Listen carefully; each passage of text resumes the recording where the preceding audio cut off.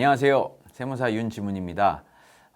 오늘은 이제 병의원 세무 처리를 할 때 유의할 사항에 대해서 좀 말씀을 드릴게요.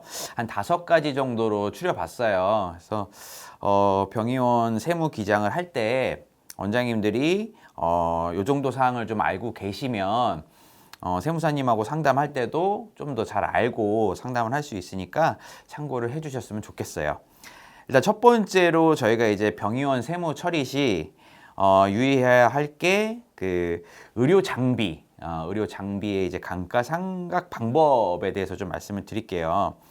감가상각 방법은 크게 이제 2가지로 나눠져요. 크게 2가지로 나눠지는데 첫 번째 방법은 이제 정률법이라고 해서 첫 해 율을 좀 높게 산정을 해서 감가상각을 좀 많이 하는 거죠. 예를 들어서 뭐 1억짜리의 의료 장비가 있으면 첫 해 12개월을 다 지난다고 봤을 때 한 4,510만 원 정도, 4,510만 원 정도 첫 해 다 받으시고 남은 잔액이 그 다음 해 넘어가게 되는데 그 남은 잔액에 또 0.451 이런 식으로 첫 해 경비 처리를 많이 하는 경우예요. 그리고 두 번째 방법 같은 경우에는 정액법이라고 해서 말 그대로 5년 동안 똑같은 액수가 계속 정리가 되는 거죠. 1억짜리 의료 장비라고 하면 2천만 원씩 5해에 걸쳐서 정확하게 금액을 산정해서 감가상각을 하는 거죠.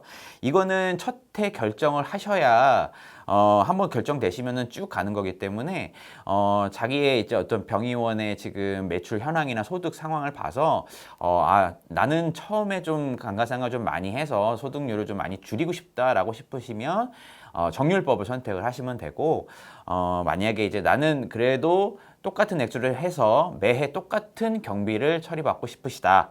나중에는 어떻게 될지 모르니까 라고 생각하시는 원장님들은 정액법을 선택하셔서 진행하시는 게 좋습니다.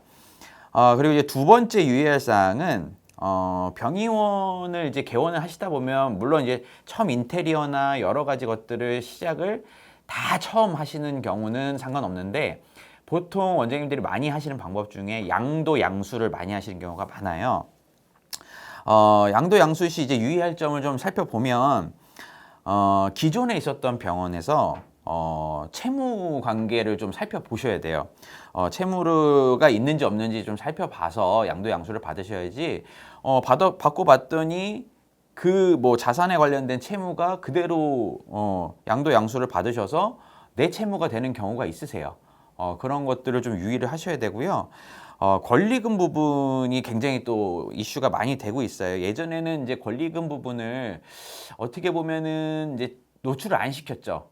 그러다 보니까 서로 양도하시는 분은 기타 소득으로 잡지를 않고 양수 받으시는 분 또한 따로 뭐 경비 처리를 하지 않아서 드러나지 않는 경우가 있는데 몇 년 전부터는 이제 권리금 부분을 기타 소득으로 정확하게 산정을 해야 되는 상황이 되셔서 권리금 부분이 정확하게 얼마가 되고 그리고 권리금 부분은 어떤 의료 장비나 뭐 이제 기타 저희 인테리어 이런 것들 그리고 뭐 다른 이제 진짜 환자 권리금 그런 것들을 정확하게 구분을 하셔가지고 정리를 하셔야 나중에 양수 받으시는 원장님 입장에서 경비 처리하는데 어떤 게 더 유리한지 판단을 할 수가 있어요. 그래서 권리금 부분을 꼭 검토를 한번 해보시고요.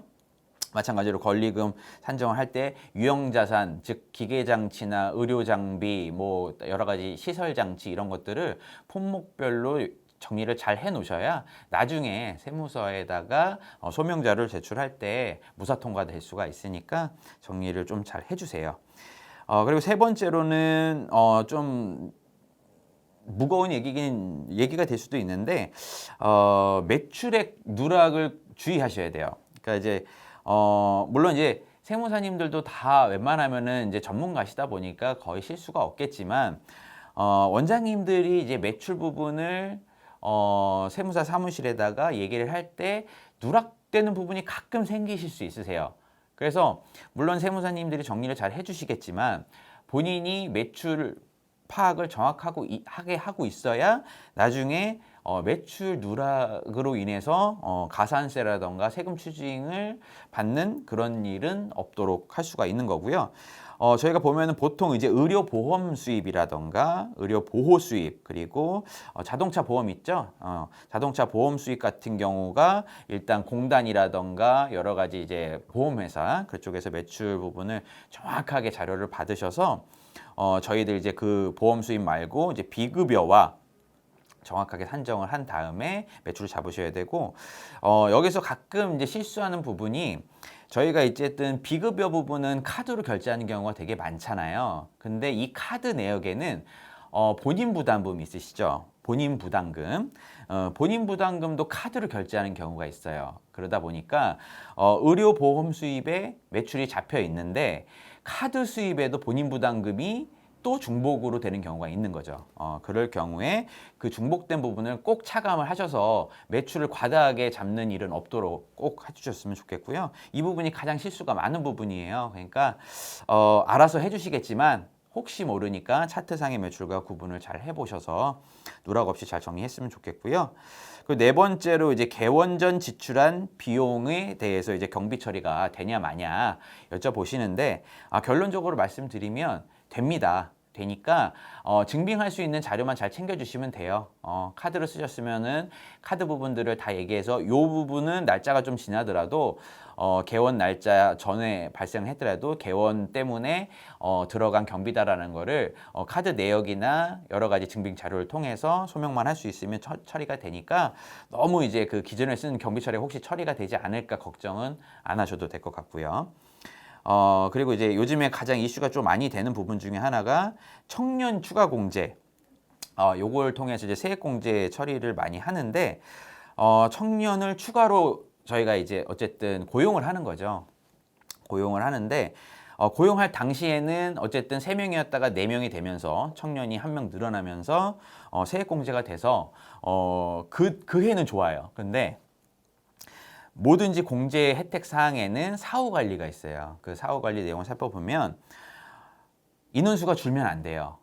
줄면 안 되기 때문에 만약에 줄게 될 경우에는 세액 공제 받은 만큼 토해내셔야 돼요. 그런 부분들이 있기 때문에 물론 나는 처음에 공제를 받고 토해낼 때 토해내더라도 일단 공제를 받겠다고 하는 원장님은 받으셔도 되지만 만약에 이제 나는 그런 리스크를 갖고 가고 싶지 않아 그러면 처음부터 안 받는 게 좋으세요. 이거는 원장님들의 성향이니까 그런 부분들은 내가 어떤 성향인지 정확하게 파악을 하시고 청년 추가 공제를 할 것인지 뭐 고용 추가 공제를 받을 것인지 이런 것들은 잘 생각해 보셔서 내가 어떤 성향인지 파악하고 공제를 받으셨으면 좋겠습니다. 한 5가지 정도 제가 유의할 사항 말씀드렸는데 이 밖에도 뭐 유의할 사항 많죠. 근데 운영을 하시다가 궁금하신 것들은 그때그때 세무사님들과 상담을 해주시길 권유드리겠습니다.